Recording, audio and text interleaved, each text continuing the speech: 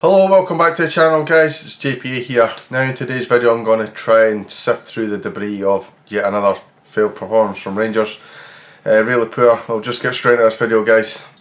So if you've not heard, the game finished Rangers 0, Aberdeen 0. The game was played on Saturday afternoon and it's now Monday mid-morning, and I think if they were still playing the game now, Rangers would still not have scored.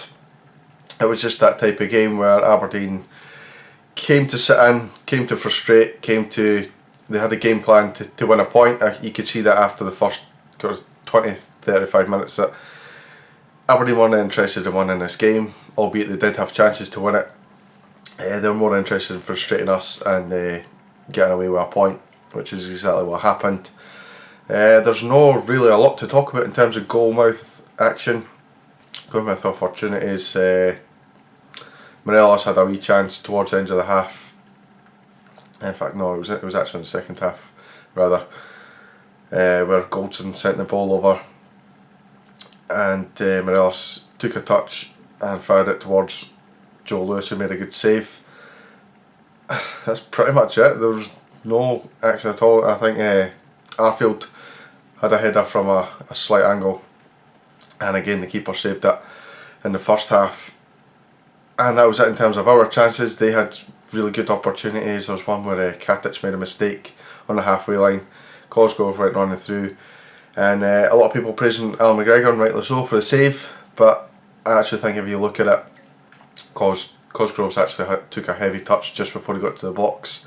And that allowed McGregor to kind of spread himself well and make the save. Taking nothing away from McGregor, it was a good save, he was out well. But it was a poor touch from Cosgrove that led to the chance of McGregor saving it, really. I honestly don't know what to say about this game. I don't know where to. I'm trying to put a positive spin on it. Is it the end of the league? No, I mean mathematically we can still win the league, but in my opinion it is getting increasingly more unlikely. Don't want to be putting a damper on things. Obviously we've still got games to play, and I keep hearing this thing on social media, oh, Celtic will drop points, Celtic will drop points. My question to you is, who are Celtic dropping points to? Apart from us, who can go toe to toe with them in a one-off match. Over a season we didn't seem to be able to do that. If you look at teams that could potentially beat Celtic or draw with Celtic, you're looking at maybe Hearts at Tynecastle, Hibs at Easter Road, and that is it. I can't think anymore. They've already been to Rugby Park and got the points.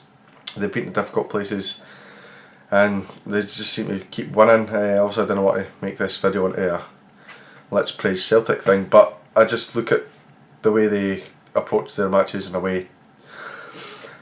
Probably the way teams set up against Celtic, I think, is slightly different to the way they set up against us, and I know that sounds like tinfoil hat stuff, but I think a lot of teams have kind of worked us out that if they sit back and are very organised in defence, then they might get a chance of getting something, whereas they seem to fear Celtic for some reason, and they didn't have that mindset going into the game, and I think they're pretty much defeated before they walk onto the park. So I think that makes a big difference when it comes to when we're playing games and when Celtic are playing games against the same opposition. It just seems to be a different game for us. But we've got to battle through, and we've got to find ways of winning against these low blocks. It's never going to end.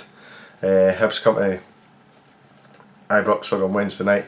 I think that'll be a different game. It'll be slightly more open. We've seen when they played at Easter Road certainly that we could get at Hibs and cause them problems, because they weren't just sitting in trying to defend for their lives. They were actually coming out and trying to play football, which is I think why you see Rangers will struggle maybe against a St Johnstone or an Aberdeen at Ibrox, and then they'll go away and play Porto or Feyenoord and have no trouble whatsoever, because these teams come out and try and play football, and it just doesn't happen in Scotland, and I think that's why we're getting better results in Europe than we are in the league. Having said that, we had a brilliant first half of the season. It's just this winter break has really killed us, and it's not just a wee blip here, it's a real dip in form since the winter break. You're looking at 5 games and we've struggled in every single one of them. and you can expect a little bit of rustiness in the first two, but the third we really needed to start pushing it, and we didn't. We went to Hearts and lost. Struggled against Ross County, finally got a winner, and this Aberdeen game as well. So in terms of man of the match, you could only really pick McGregor, and if you're picking anybody else, it would probably be Joe Lewis. It was the two keepers that really had an influence in the game. The referee I thought was absolutely horrendous. How Sam Cosgrove didn't even get a booking is absolutely beyond me. He made 8-9 fouls, which Connor Goldson reminded the referee of, and reminding the referee only got Connor Goldson booked for that, which I thought was absolutely disgraceful. I think every single player in their team made a foul, which was potentially a bookable offence, and they got what, four bookings in the entire match, which I think is incredible. Lewis Ferguson's tackle on the edge of the box against Kent was shocking. Cosgrove had a stamp right into the chest of Borna Barisic, which I think it was McCoist that said on the punditry things that he was doing. He said that if that was Morelos, then it's a sending off, and I quite agree with that. I honestly think that would be the case. But I kind of feel too sorry for ourselves in terms of the referee's performance. That was an extra thing that kind of pissed me off about the game, but ultimately Rangers didn't do their jobs. They didn't move the ball quick enough. I think the only one that had real intent to go forward was Hadji when he came on. I thought he looked very good, and I think obviously once he gets that wee bit rustiness at his game, because he's obviously not played in a while, he'll be a good addition to the squad. And we need somebody that can actually break a defence, because time and time again we're going to come up against these packed defences, and we have to find a way through. And that's pretty much it for the review. Not much of a review. I really didn't look forward to doing this video, if I'm honest. But I'm never going to hide from a result. Win, lose or draw, I'm going to be here talking about the game. So thank you very much for watching. I will see you in the next video. Cheers guys.